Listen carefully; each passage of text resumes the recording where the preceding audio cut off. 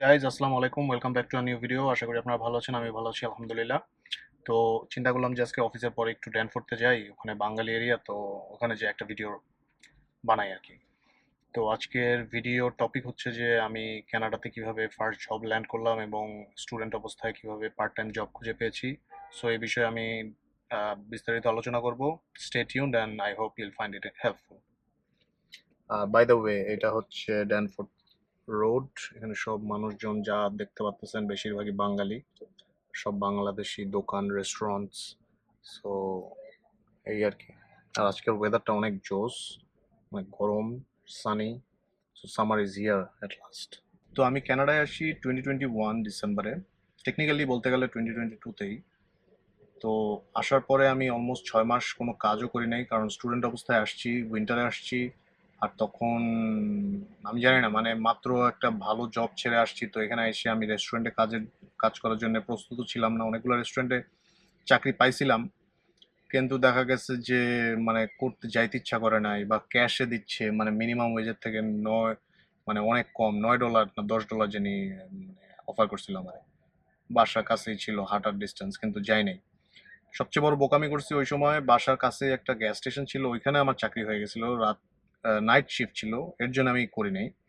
কিন্তু পরে চিন্তা করে দেখলাম যে নাইট শিফট না করাই বেটার, কারণ এসব গ্যাস স্টেশনে অনেক ক্রাইম হয়, রাত্রেবেলা থাকাটা একটু রিস্কি। সো এই চিন্তা করেই তখন আমি আর যাই নাই।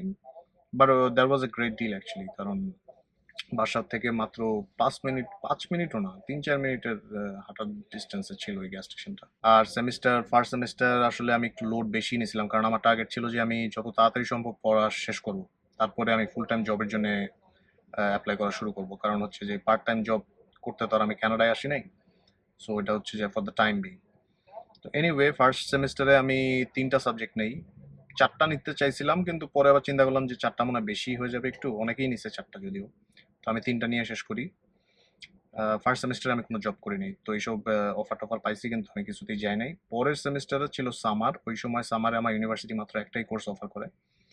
তো ওই সময় আমার বাসার ওদিকে একটা নতুন কস্কো, কস্কো আপনারা যারা কানাডায় থাকেন তারা চিনতে পারবেন।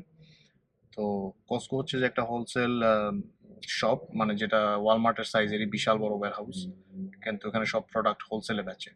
তো এটা নতুন ওপেন হচ্ছিল এখানে। তো ওই সময় আমি আর একটা ক্লাসমেটের থ্রুতে জানতে পারি যে এখানে হায়ার করতেছে। যদি আমি আগে ওখানে গেছিলাম, পরে দেখছি যে ওখানে একটা কস্কো হচ্ছে, সো আমরা জানতাম যে ওখানে হায়ার করবে। তো আমরা ওয়েবসাইটে যাই, দেখি যে বেশ কয়েকটা, মানে অনেক পজিশন ওপেন ছিল। তো যেহেতু নতুন একটা ব্রাঞ্চ খুলতেছে, তো অনেক আমরা 3জন মানে ফ্রেন্ড ছিলাম, তো 3জনই অ্যাপ্লাই করি, এর মধ্যে একজনের হয় নাই, আমাদের 2জনের হয়। বিশাল বড় ইন্টারভিউ প্রসেস ছিল, মানে একটা হোটেলের মধ্যে আমাদের ইন্টারভিউ হয়েছে। তো আমি তো মনে কি না জানি জব, মানে আই হ্যাড নো এক্সপিরিয়েন্স যে কানাডার জব কিরকম হয় এইসব ইসে আর কি, দোকানে। তো আমি তো গেছি খুশি মনে, সাইজা গুজা। তারপর ইন্টারভিউ হয়, ইন্টারভিউর পরে 2টা রাউন্ড হয় ওখানে, একই একই দিনে পরপর, ব্যাক টু ব্যাক। তো ইন্টারভিউ দেওয়ার পরে আলটিমেটলি সিলেক্টেড হয়ে যাই। এটা ছিল আমার কানাডা আসার অলমোস্ট 6 মাস পরে, মানে সামার শুরু হবে হবে এরকম টাইমে, মেতে আর কি। বেসিক্যালি যে এখন যেরকম টাইম, এরকম টাইম ওখানে চাকরি হয়ে যায় আলটিমেটলি। তো ফার্স্টের দিন যাওয়ার পরে আমার ওখানে প্রথমেই আমার ফোন দিয়ে জিজ্ঞেস করে যে আমার কাছে কি সেফটি বুট আছে কিনা। তা আমি বলি যে সেফটি বুট লাগবে কেন, কি কাজ? সেফটি বুট টুট কিনা, তারপরে গেছি। প্রথম দিন যদিও একটা সেফটি বুট পরে গেছিলাম, ওয়ালমার্ট থেকে কিনছি, সাইজে ছোট, পা ও ব্যথা হয়ে একাকার অবস্থা। কাজে যা দেখি যে দুনিয়ার ভারী ভারী জিনিস উঠাইয়া এরকম স্কিড বা প্যালেট বানাইতে হয়, ঠিক আছে, যে এটা কাঠের তক্তার উপরে, কাঠের ইসের উপরে ওই প্রোডাক্ট গুলা কসকোতে যেভাবে থাকে, আমি এখানে দেখাই দিব ছবিতে। তো এইগুলা বানাইতে হবে এবং খুবই সমান হইতে হবে, কারণ গ্র্যান্ড ওপেনিং, কে কে মেয়র টেয়র অনেক মানুষজন আসবে, ভিআইপিরা আসবে। তো সুন্দর দেখানোর জন্য একদম লেভেল দিয়ে ওরা মাপতেছে, মানে এত অ্যাকিউরেসি, এত মেটাকুলাসলি এই জিনিস করতে হবে, এটা আমি চিন্তা করতে পারিনি। আমার ফার্স্টের দিন দিছে ফয়েলের যে বক্স আছে ওইটার একটা প্যালেট বানাই। প্রথম দিন যায় আমি প্যালেট দেখি যে বেশিরভাগই ভাঙ্গাচোরা প্যালেট, ওটার মধ্যে কি সোজা করে বানাবো আর কি। তো তাও আমি যতটুকু পারছি বানাইছি। ম্যানেজার আইসা বলে যে এটা হয় না, এটা বেঁকা হয়েছে, এটা ভিতরে বাইরে এই সেই। তো আস্তে আস্তে তাও এখানে আমি কন্টিনিউ করতে থাকি, মানে যতই কষ্ট হোক করতে থাকি। এখন একটু মিনিমাম ওয়েজের থেকে বেশি টাকা দেয়, 17.5 ছিল তখন। আর এখন তো মনে হয় কানাডাতে এমনি মিনিমাম ওয়েজ 17.5 হয়ে যায়। তো সেই সময় 2 বছর আগে খারাপ না আর কি, মানে স্টুডেন্ট অবস্থায় 17.5 ওয়াজ এ গুড ডিল। তো আমি আর কোনো কিছু না চিন্তা করে, যতই কষ্ট হোক বা যাই হোক, আমি কন্টিনিউ করা শুরু করি। এবং আমার রেসপন্সিবিলিটি ছিল হচ্ছে যে আমাকে অ্যাসাইন করা হয়েছে যে frozen food items, dry food plus frozen food, কিন্তু বেশিরভাগ সময় আমি ফ্রোজেনেই কাজ করতাম। তো এই এমনি ঠান্ডার দেশ, তার উপরে ফ্রিজারের মধ্যে কাজ করতে হয়, মানে ডিপ ফ্রিজ, মানে হাতটা জৈমা একাকার হয়ে যায়, এর মধ্যে সব জিনিসপত্র হলো মানে দুনিয়ার ভার। এটা মানে নেক্সট লেভেল একটা কষ্টের জব, মানে যারা এরকম জব না করেও মানে করেন নাই জীবনে তাদের জন্য হেভি টাফ। এনিওয়ে, তো আমি এই জবটা ছিল সিজনাল, তো 2 মাস হওয়ার পরে তো সিজন শেষ, আমাদেরকে সবাইকে মানে আমি আর আমার যেই ক্লাসমেট জয়েন করছিলাম দুজনকে লে অফ করছে, আরো অনেক মানুষকে লে অফ করছে যারা সিজনাল ছিল। তো এরপরে আবার বেকার, তো আবার চাকরি খুঁজতেছি, দেখি কোনো চাকরি হয় না, মানে খুবই বাজে অবস্থা ছিল ওই টাইমে মানে। আর ইন্ডিয়ানরা আইসা গুজরাটিদের এত কানেকশন যে যেখানেই হায়ারিং হয়, হয় সাউথ ইন্ডিয়ান ঢুকে বা পাঞ্জাবি ঢুকে বা গুজরাটি ঢুকে, বাংলাদেশি মানুষজনের তো এরকম লিঙ্কও নাই বা একজন একজনের অত ইয়েও করে না, হেল্পও করে না। সো ইন্ডিয়ানদের তো আবার নেক্সট লেভেলের কানেকশন একজন একজনের সাথে, কারণ আমি ওয়ালমার্টে দেখছি, কারণ আমি নেক্সট জব আমি ওয়ালমার্টে করি। সো ওয়ালমার্টে অনেক ছেলে পেলে দেখছি যে কানাডায় এসে ল্যান্ড করার 1 সপ্তাহ 5 দিনের মাথায় জব পায় যায়। কেমনে? কারণ ওদের ওই যে গুজরাটি ভাই ব্রাদার আছে। 2 মাস আবার জব খুঁজতে থাকি তো হয় না। তো ওই যে যেই 3 ফ্রেন্ডের মধ্যে একজন বাদ পড়ছিল, কসকোতে জব পায় নাই, সে আবার মাঝখানে ওয়ালমার্টে ইন্টারভিউ দিয়ে ওয়ালমার্টে ঢুকে, বাসার ওইটাও বাসার আশেপাশেই আর কি, মানে আশেপাশে বলতে 2টা বাস চেঞ্জ করে যাইতে হয়, একটু দূরেই বলতে গেলে। তো ওইখানে ও আমাকে রেফার করে। সো আলটিমেটলি আমি যে ম্যানেজারের সাথে ইন্টারভিউ দেই, পরে আলটিমেটলি আমার ওই জবটা হয়ে যায়। কিন্তু যতদিন জব না হয় ততদিন একটা যে প্যারা এই কানাডাতে, মানে কিছু করার নাই, দেখা যায় যে সেমিস্টার ব্রেক, সারাদিন বাসায়, টাকাও আসতেছে না, এদিক থেকে বাসা ভাড়া, খাওয়ার খরচ, সবকিছু খরচ হচ্ছে, এদিক থেকে কোনো ইনকাম নাই। তো একটু ফ্রাস্ট্রেটিং লাগতেছিল ওই টাইমটাতে। তো আলটিমেটলি ওয়ালমার্টে হওয়ার পরে I was like really happy. তো প্রথম প্রথম ওয়ালমার্টে ভালোই চিল করতাম, মানে মজাই হইতো, কারণ সব ছেলে পেলে একসাথে, আমরা সবাই স্টুডেন্ট। দেখা গেছে যে একজন ছেলে ছিল টার্কিশ, একজন ইরানের, ইন্ডিয়ান, তো সবাই মিলে ভালোই মজা টজা হইতো।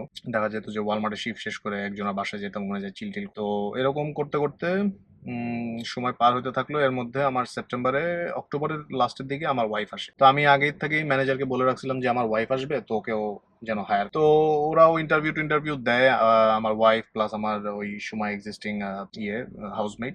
ইন্টারভিউ দেওয়ার পরে একটা মেয়ে, মানে আমার হাউসমেট একটা মেয়ে, আর আমার ওয়াইফ ম্যানেজার পছন্দ করে একটা ছেলে ছিল, কিন্তু ওকে আর নেয় না। সো এনিওয়ে, তো আমার ওয়াইফেরও হয়ে যায়, কিন্তু ওই মেয়েটার সিলেক্টেড হওয়ার পরেও যেটা হয় না, যে আমি আমার আর একটা ভিডিওতে মেনশন করছি যে আমার সাথে এই জিনিসটা আমার সাথেও হয়েছে, যে ও তখন পড়া শেষ, ওয়ার্ক পারমিটের জন্য অ্যাপ্লাই করছে ইমপ্লয়েড স্ট্যাটাসে, কিন্তু ওই ইমপ্লয়েড স্ট্যাটাসের ওই লেটার দিয়ে ওয়ালমার্ট হায়ার করবে না, কারণ ওদের একটা ভ্যালিড ওয়ার্ক পারমিটের মধ্যে যে অ্যাপ্লিকেশন নাম্বার থাকে ওই সব লাগে আর কি, মানে বেসিক্যালি একটা হার্ড কপি লাগবেই আর কি জমা দেওয়ার। সো এইচআর ওর অফার পরে ডিক্লাইন করে, তো ও আর ঢুকতে পারে না।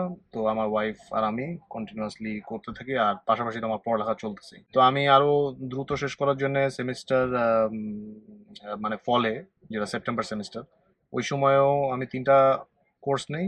এরপরের যেই আবার জানুয়ারি সেশন, ওইখানেও আমি 3টা কোর্স নিয়ে, মানে এপ্রিলের মধ্যে আমি আমার পড়ালেখা শেষ করে দিই, র্যাপ আপ। তো এর মধ্যে তো ওয়ালমার্ট চলতেছে, আর মাঝখান থেকে তো জবের ক্রাইসিস শুরু হয়ে গেছে অলরেডি। কানাডাতে এত মানুষজন আসছে, অলরেডি রিসেশন, সব কোম্পানি শুনতেছি লে অফ করতেছে বা হায়ারিং ফ্রিজ চলতেছে। সো এইসবের মধ্যে আমি তো কন্টিনিউয়াসলি অ্যাপ্লাই করেই যাইতেছি, কোনো রেসপন্স নাই, বা রেসপন্স আসলেও দেখা যায় যে ইন্টারভিউ দেই, কিন্তু এরপরে আর কোনো রেসপন্স নাই। তো এরকম করতে করতে আমার পড়াও শেষ হয় আস্তে আস্তে। পড়া শেষ হওয়ার পরে তো একটা জব আমার হয়ে যায়, মানে আমি অ্যাপ্লাই করতে করতে এক জায়গায় ইন্টারভিউ আসে, ইন্টারভিউ দেওয়ার পরে আমার ওই জায়গায় জবটা হয়ে যায়। কিন্তু প্রবলেম ওই যে সেম, যেটা বললাম, যে তখন আমি এমপ্লয়েড স্টেটাসে, আমার ওই অফারটাও ওরা রিভোক করে। জয়নিং ডেট টেট সবকিছু কনফার্ম, লাস্ট মোমেন্টে যায় যখন শুনতে পায় যে আমি এমপ্লয়েড স্টেটাসে, তখন আমার অফার রিভোক করে। তো আমি তো ফ্রাস্ট্রেটেড, আরো জব অ্যাপ্লাই করে যেতেছি, মাঝখানে অনেকগুলো ইন্টারভিউ হচ্ছে, মানে একদম হইতে হইতে মানে পজিটিভ সবকিছু, মানে লাস্ট রাউন্ডে যে রিজেকশন আসতেছে, তো একদমই মেসড আপ অবস্থা। এর মধ্যে আমি রেজিউমি তো একের পর এক চেঞ্জ করতেছি, কত রকম যে রেজিউমি বানাইছি, কত রকম খাবার লেটার। পরের দিকে মনে হয়েছে ধুর, এত রেজুমি টেজুমি চেঞ্জ করবো না, যা বানাইছি একটাই, ওটা মারতেছিলাম সব জায়গায়। তো এরকম দিতে দিতে একটা জবে আলটিমেটলি হয়ে যায়। So what I learn from all my experience throughout this whole process was that শুধু যে স্কিল থাকলেই জব পাবেন এমন কোনো কথা নেই, এখানে আপনার অনেক কিছু ম্যাটার করে, লাক ম্যাটার করে। আমার কাছে তো মনে হয় যে লাখ 60% ম্যাটার করে, কারণ অনেক মানুষকেই আমি দেখছি যে এখানে, স্পেশালি পাশের দেশে মানুষ, যে তেমন কোনো টেকনিক্যাল নলেজ নাই বা স্কিলস নাই, কিন্তু লিঙ্কস আছে, কানেকশন আছে, মানুষজন পরিচিত আছে, সো দেখা গেছে যে জব হয়ে গেছে। যদি এরকম একজন মানুষ থাকে যে আপনাকে একটা ইন্টারভিউর ব্যবস্থা করে দিতে পারবে এবং ম্যানেজারকে বলতে পারবে যে হ্যাঁ, মানে I have work with this guy, এ কাজ জানে, you can try him out, মানে ইন্টারভিউ নিয়ে দেখেন, যদি পছন্দ হয় নিতে পারেন, এরকম একটা ভ্যালিডেশন দেওয়ার মতন একজন লোক যদি থাকে তাহলে কানাডাতে জব পাওয়া কোনো ব্যাপারই না। কারণ আমি অলরেডি মেনশন করছি যে ওয়ালমার্টে কিন্তু এর আগে আমি অনেকবার অ্যাপ্লাই করছি, এই ইন্টারভিউ আসে, ইন্টারভিউ দেই, শুধু শুধু রিজেকশন, মানে কোনো কারণ ছাড়া। কারণ ওই যে ভিতর ভিতরে যাদের সাথে কানেকশন আছে তাদেরকে হায়ার করে ফেলে। তো সেম আমারও যেমন ওই কানেকশনের থ্রুতে যখন আমি অ্যাপ্লাই করি তখন কিন্তু আমার তেমন কোনো ইন্টারভিউ হয় নাই। মানে আমি গেছি, ম্যানেজারের সাথে কথা বলছি, ম্যানেজারও ছিল ইন্ডিয়ান, আমার জিজ্ঞেস করছে তুমি কোন দেশের, কি করছো আগে, কাজ করতে পারবা এখানে, এই এতটুকুই কনভারসেশন। তারপরে আমার বিকালের মধ্যে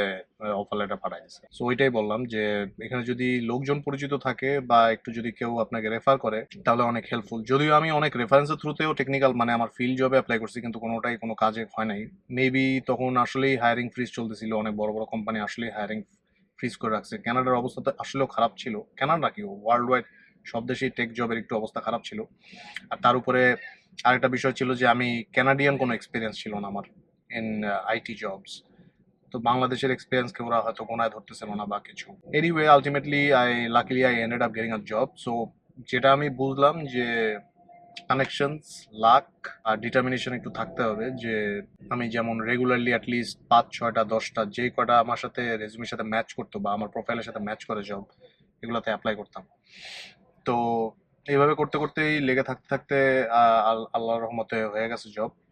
অ্যান্ড এরপরে তো আস্তে আস্তে সব প্রসেসগুলো আমি আগাই, যে পিআর এর প্রসেস, আইএলস, সবকিছুই আলহামদুলিল্লাহ এখন পজিটিভ। তো এই ছিল আজকের কনভারসেশন। আশা করি ভিডিওটা আপনাদের সাহায্য করবে। আর যদি কোনো প্রশ্ন থাকে অবশ্যই কমেন্ট সেকশনে জানাবেন। দেখা হবে নেক্সট ভিডিওতে। Till then take care and good by.